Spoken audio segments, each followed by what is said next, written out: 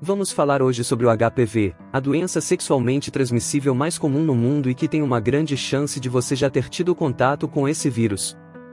Ele é responsável por quase 100% dos casos de câncer de colo de útero. HPV ou papilomavírus humano é uma infecção viral extremamente contagiosa que é transmitida entre pessoas por meio do contato pele a pele. Não é transmitido pelo sangue ou fluidos corporais como é o caso do HIV. São chamados de papilomavírus porque alguns tipos de HPV causam papilomas ou verrugas. E essas verrugas são relatadas desde a Grécia Antiga. Existem mais de 100 variedades de HPV, e muitas são transmitidas por contato sexual seja de qualquer tipo. E dependendo do tipo do sexo podem causar problemas nos seus órgãos genitais, boca ou garganta. É uma doença inclusive mais comum que sífilis, gonorreia ou clamídia. Segundo o Ministério da Saúde, 75% dos brasileiros sexualmente ativos entrarão em contato com o HPV ao longo da vida, até mesmo aqueles que têm poucos parceiros sexuais. O pico da transmissão do vírus se dá em torno dos 25 anos. Não está comprovada a possibilidade de contaminação por meio de objetos, do uso de vaso sanitário e piscina ou pelo compartilhamento de toalhas e roupas íntimas. No início dos anos 80, um cientista alemão Dr. Harald Zurausen propôs uma teoria radical para aquela época, que existia a ligação desse vírus com o câncer de colo de útero. Naquela época a maioria dos especialistas não acreditava que um vírus pudesse causar câncer. Demorou algum tempo para ele reunir provas e evidências que apoiassem essa teoria. Ele conseguiu mostrar que as células cancerígenas continham o DNA viral integrado em seus genomas. Com muita perseverança ele percebeu que em biópsias do câncer do colo de útero continha fragmentos do HPV-16. Isso foi em 1983. Um ano depois, ele descobriu que HPV-18 também participava dessa formação de câncer. Com essas descobertas ele provou que o vírus poderia causar câncer, e especificamente o HPV-16 e 18 causavam câncer de colo de útero. E com isso ele recebeu o Prêmio Nobel de Medicina de 2008.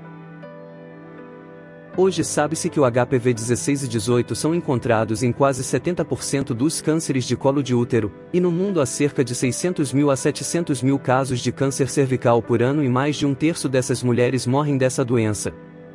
E pior, a mortalidade no Brasil é 18 vezes maior que em países desenvolvidos onde há grande cobertura vacinal, tanto que países como Inglaterra e Austrália podem eliminar a incidência de câncer de colo de útero até 2028.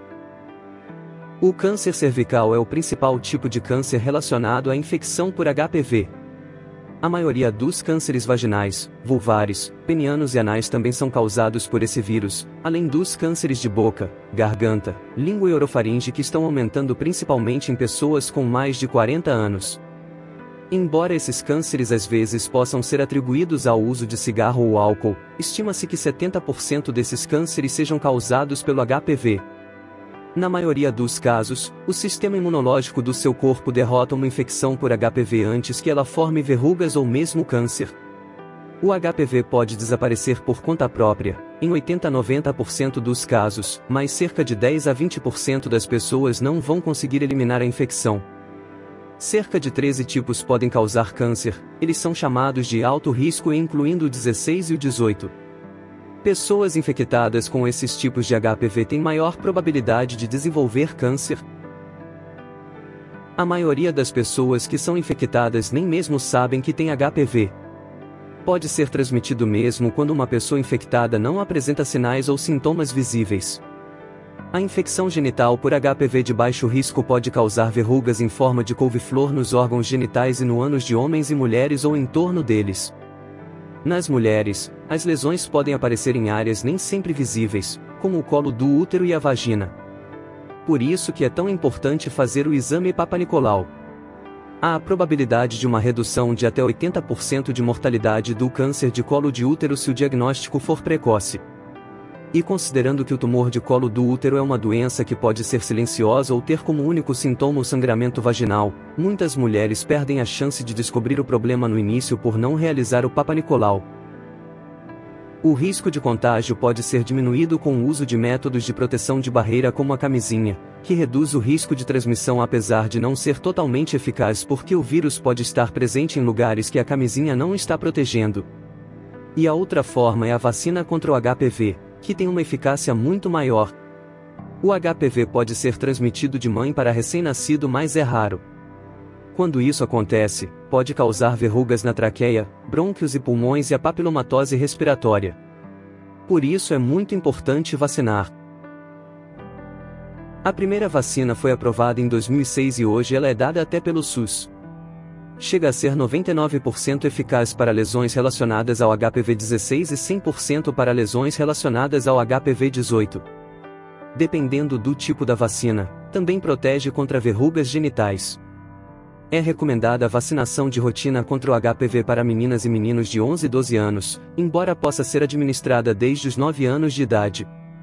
É ideal receberem a vacina antes de terem contato sexual, antes de serem expostos ao HPV.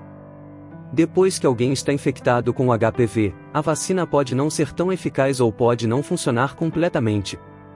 Além disso, a resposta à vacina é melhor em idades mais jovens do que nas mais velhas. Mas, se administrada antes de alguém ser infectado, a vacina pode prevenir a maioria dos casos de colo de útero. São 2 doses, de intervalo de 6 meses entre elas. Então, se você tiver filho ou filha nessa idade, vale a pena vacinar. Consulte seu médico para maiores informações e se gostou desse vídeo, dê sua opinião, curta, se inscreva no canal e muito obrigado por assistir.